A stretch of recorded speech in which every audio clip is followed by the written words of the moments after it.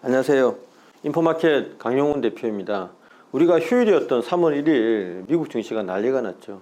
필라델피아 반도체 지수가 4% 오르고요. 델 테크놀로지, 예전에는 델 컴퓨터였는데 이름을 바꿨습니다. 31%나 오르고요. 마벨이 8%가 오르고, 그 다음에 브로드컴 있죠. 21년에 VM웨어를 인수했던 그 회사 있지 않습니까? 그 브로드컴 그 무거운 종목이 7%나 올라가지고 지금 난리가 나 있죠. KLA 같은 회사들이 연일 사상 최고가를 기록하고 있고요.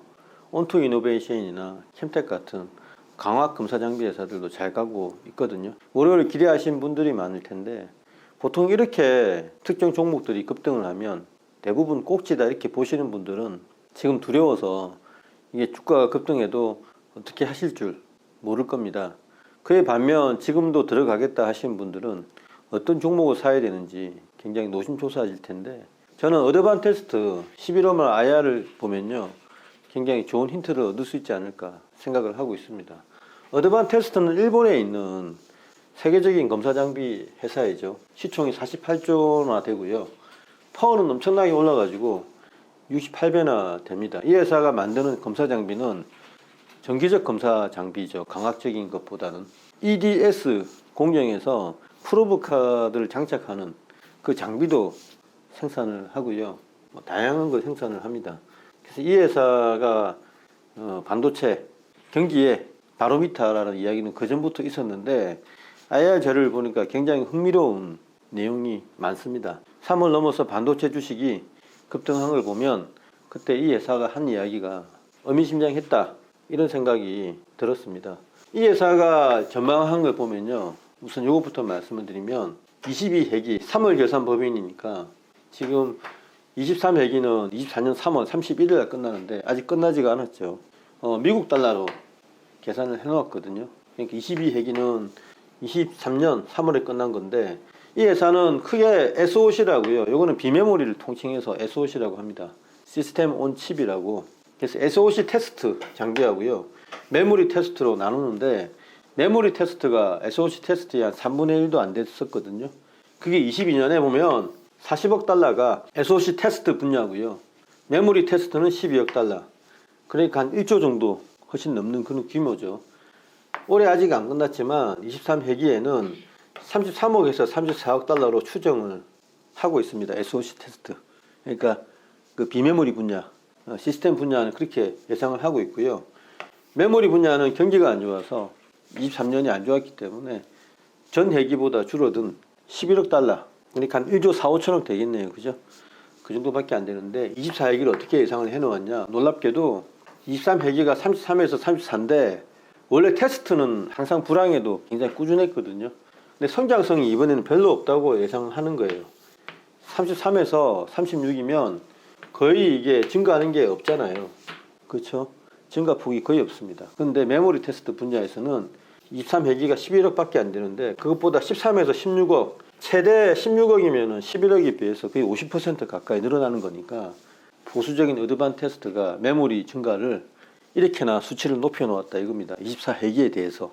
그래서 본인 실적 견인을 하는 게 HBM하고요, D램이 이끈다고 되어 있거든요. 이 회사가 옴디아 자료를 인용해서 그래프를 그려놓은 걸 보면 CAGR 연평균 복합 성장률이 23년에서 27년 동안 HBM은 연간 52% 성장한다 이렇게 자사 IR 자료에 올려놨고요. D램 같은 경우는 23에서 27년 동안 21%밖에 안 된다. 그러니까 이거는 옴디아의 인용 자료일 뿐이지만 실제 이 회사가 예상하는 수치도 보면은 옴디아 전망하고 다를 게 없거든요. 여기 보면 이렇게 증가할 때 보면 D램보다는 HBM이 더 작용했다 이겁니다. 그거를 또 어떻게 할 수 있냐면 HBM에 대해서는 많은 장을 할애해서 IR 자료에 설명을 해 놓았거든요. 그래서 HBM이 단수가 증가하잖아요. 웨이퍼를 다이싱해서 그걸 또 스택을 해야 되니까요. 그래서 웨이퍼가 많이 늘어나잖아요. 그러니까 테스트 시간이 증가한다 이겁니다. 보통 같으면 웨이퍼 하나에 이게 싱귤레이션 하면 600개의 칩이 얻어지는데 그 600개가 다가 아니고 그것도 쌓아야 되니까 실제로는 곱하기 10을 해야 되니까요.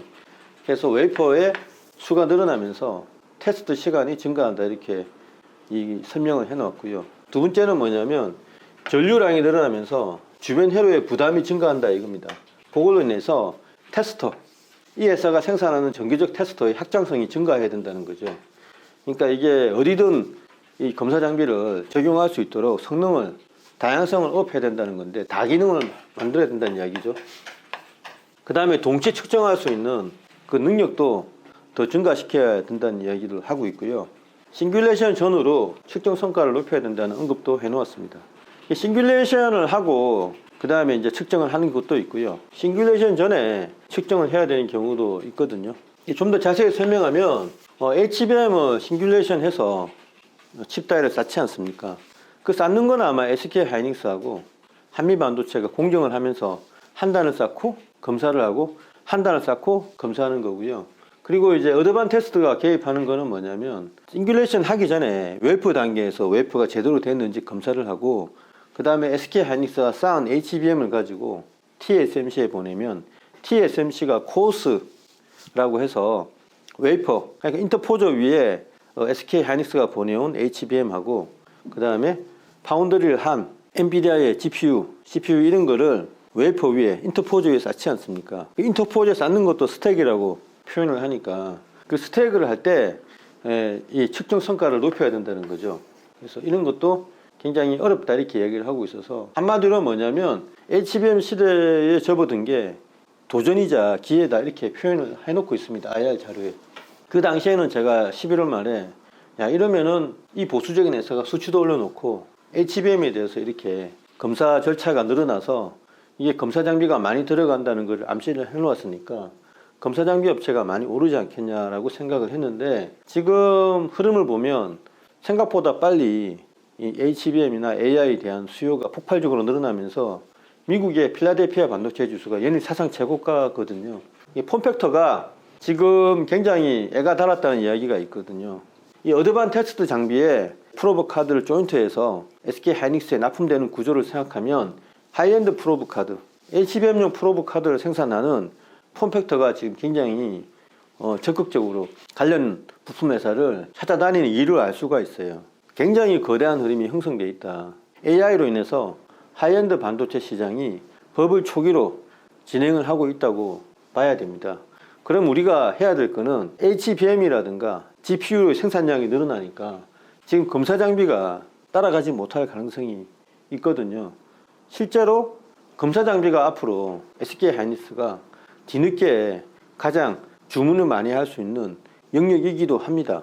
물론 본딩 장비, 한미 반도체 본딩 장비도 굉장히 부족한데 전수검사를 하기 위해서 지금 생산량이 늘어난 것과 동시에 이 검사 장비도 엄청나게 늘려야 되는 그런 상황인데 그거를 어드밴티스트는 IR 자료에서 숫자 하나로 이렇게 표시를 한 거고요. 저번에 QRT도 말씀드렸고 여러 종목을 말씀드렸는데 전반적으로 이 검사 장비가 빅뱅을 일으키지 않을까 그런 생각을 하고 있습니다.